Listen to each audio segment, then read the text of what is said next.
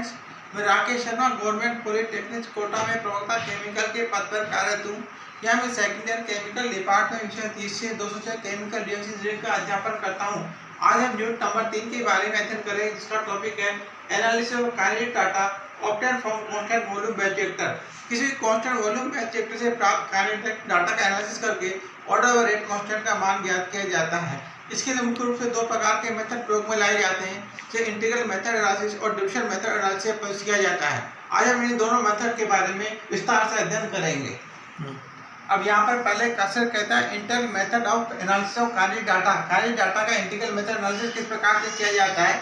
इस मेथड में एक कांस्टेंट वॉल्यूम बैच रिएक्टर का उपयोग किया जाता है। तो टोटल प्रेशर मेजर करने के लिए इक्विपमेंट लगाया जाता है, टोटल प्रेशर को टाइम के साथ रिकॉर्ड करता है। इसका टोटल प्रेशर को रिएक्टेंट एक ही कंसंट्रेशन में परिवर्तित करता है। C/0 minus A upon delta N pi minus pi 0 upon RT। इसका निम्नलिखित टेबल की सहायता से कंसंट्रेशन का मान ज्ञात किया जाता है। T/0 पर टोटल प्रेशर पाई 0 है, रेट एड की कंसंट्रेशन C0 है और 1/C0 1/C0 स्क्वायर। इस प्रकार T/T2 पर टोटल प्रेशर पाई 1 है, कंसंट्रेशन CA1 है और टोटल प्रेशर 1/CA1 और 1/CA स्क्वायर। T/T2 पर टोटल प्रेशर पाई 2 है, कंसंट्रेशन CA2 है 1/CA2 1/CA2 स्क्वायर। इस प्रकार जो टेबल बनाई जाती है, इसके बाद ऑर्डर का मान अज्यूम करके C और टाइम में संबंध निकाला जाता है, जिसके लिए इक्वेशन निम्न प्रकार से प्रदर्शित की जाती है। अब यहाँ पर rate of chemical reaction of reactant है। रिएक्टेंट एक की अभिक्रिया की दर को प्रदर्शित किया जाता है -RA बराबर -dC/dt बराबर K/N। यहाँ पर n का मान 0 1 2 3 अथवा कोई वैल्यू हो सकती है। n का मान 0 1 2 रख के C और टाइम में संबंध निकाला जाता है और इसकी तुलना एक्सपेरिमेंट से प्राप्त डेटा से की जाती है। इसके आधार पर ऑर्डर वेक्टर का मान ज्ञात किया जाता है। सबसे पहले हम कहते हैं assume order of chemical n equal to 0। n का मान 0 अज्यूम किया जाता है और उससे टाइम में संबंध निकाला जाता है, जो कि निम्न प्रकार से प्राप्त होता है। मान dC/dt बराबर K/0 की पावर 0 या माइनस dC/dt बराबर K। इसका इंटीग्रल है माइनस dC बराबर K/dt और इंटीग्रेटिंग द अबव इक्वेशन, उपरोक्त समीकरण का अवकलन समाकलन किया जाता है माइनस dC C0 से CA और K/dt लिमिट 0 से T। तो इक्वेशन हमें यहाँ पर प्राप्त होती है। अब यहाँ पर पहले जीरो ऑर्डर के लिए इक्वेशन निकल जाती है। माइनस CA लिमिट C0 से CA बराबर KT minus CA minus C0 बराबर KT या C0 माइनस CA बराबर KT या CA बराबर C0 माइनस KT। इस प्रकार C और टाइम में संबंध एक सरल रेखा के रूप में प्राप्त होता है।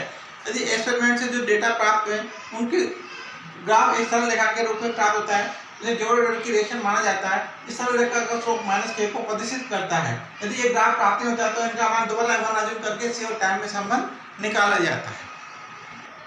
अब यहाँ पर इक्वेशन में n का मान 1 अज्यूम किया जाता है और C टाइम में संबंध निकाला जाता है। माइनस dC/dt बराबर KCA n बराबर रखा जाता है माइनस dC/CA बराबर KDT और इंटीग्रेटिंग द अबव इक्वेशन, उपरोक्त समीकरण का समाकलन किया जाता है माइनस dC/CA बराबर KDT लिमिट C0 से CA और लिमिट 0 से T।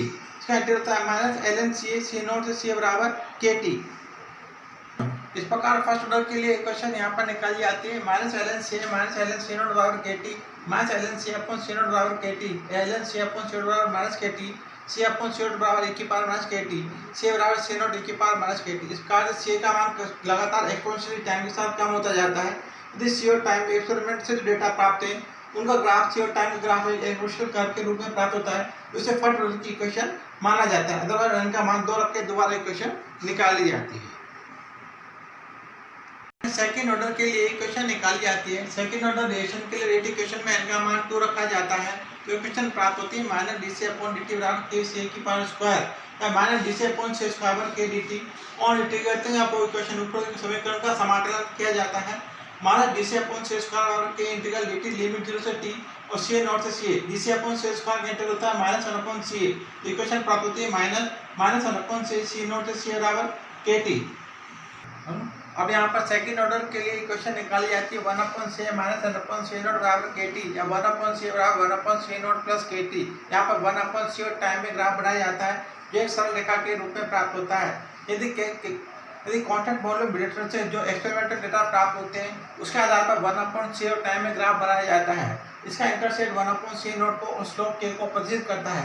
यदि 1/C और टाइम में ग्राफ एक सरल रेखा के रूप में प्राप्त होता है तो सेकंड ऑर्डर की रिएक्शन मानी जाती है। अदरवाइज n का मान 3 अज्यूम करके दोबारा C और टाइम में संबंध निकाला जाता है। अब यहाँ पर थर्ड ऑर्डर रिएक्शन के लिए और C और टाइम में संबंध निकाला जाता है। Assume order of chemical reaction is equal to 3 minus dC/dt बराबर KCA की power 2 minus D C upon C cube बराबर के डी टी। उपरोक्त समीकरण का दोनों पक्षों का समाकलन किया जाता है। Minus integral D C upon C cube बराबर K integral D T. Limit C not से सी और लिमिट 0 से टी। D C upon C cube का होता है minus 1 upon 2 C square. Limit C not से सी बराबर के डी टी। इस प्रकार से इक्वेशन प्राप्त होती है जो कि थर्ड ऑर्डर के लिए इक्वेशन कहलाती है। इस प्रकार से थर्ड ऑर्डर रिएक्शन के लिए इक्वेशन प्राप्त होती है 1/2 1/c square minus 1/c not square बराबर kt है 1/c square minus 1/c not square बराबर 2kt 1/c स्क्वायर बराबर 1/c not square plus 2kt। इस प्रकार से 1/c स्क्वायर और टाइम में ग्राफ बनाया जाता है। n बराबर 3 के लिए सरल रेखा के रूप में प्राप्त होता है। इसका इंटरसेप्ट 1/c नॉट स्क्वायर को और स्लोप 2 के को प्रदर्शित करता है। द एक्सपेरिमेंट से जो डेटा प्राप्त होते हैं उसके आधार पर 1/c स्क्वायर और टाइम में ग्राफ एक सरल रेखा के रूप में प्राप्त होता है तो थर्ड ऑर्डर की रिएक्शन मानी जाती है। अदरवाइज n का मान चेंज करके दोबारा इक्वेशन निकाली जाती है। इसके बाद ऑर्डर का मान n अज्यूम करके इक्वेशन निकाली जाती है। Assume order of reaction n। इसका ऑर्डर का मान n अज्यूम किया जाता है माइनस डी सी अपॉन सेक की पावर n बराबर k dt on integrating the proportion minus D C upon सेक की power n equal to k integral dt या सेक की power minus n D C बराबर k dt। सेक की पावर माइनस n का होता है minus 1 upon n plus 1 into सेक की power minus n plus 1 limit c naught से c बराबर kt।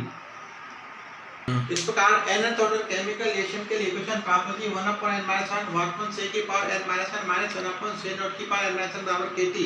ये 1 अपॉन सेक की power n-1 minus 1 upon c not की पावर n-1 बराबर n-1 kt। या 1 अपॉन सेक की पावर n-1 बराबर 1 अपॉन c नॉट की power n-1 plus n-1 into kt। इस प्रकार से 1 अपॉन सेक की पावर n-1 और टाइम में ग्राफ बनाया जाता है जो एक सरल रेखा के रूप में प्राप्त होता है। इसका इंटरसेप्ट 1 अपॉन c नॉट की पावर n-1 को प्रदर्शित करता है और उसका स्लोप n-1k को प्रदर्शित करता है। ये इंटीग्रल मेथड एनालिसिस और कार्य डाटा कहलाता है। दूसरा मेथड जो कि कोष्ठक वॉल्यूम मेथड प्राप्त डेटा का एनालिसिस करने के लिए काम में लाता है डिफरेंशियल मेथड एनालिसिस कहलाता है। इस मेथड में कंसंट्रेशन टाइम में ग्राफ बनाया जाता है और रेट ऑफ रिएक्शन का मान ज्ञात करता है। इसका log r log c में ग्राफ बनाया जाता है जो एक सरल रेखा के रूप में प्राप्त होता है। इसका स्लोप और इंटरसेप्ट की सहायता से ऑर्डर और रेट कांस्टेंट का मान ज्ञात किया जाता है। Thank you friends, thank you very much.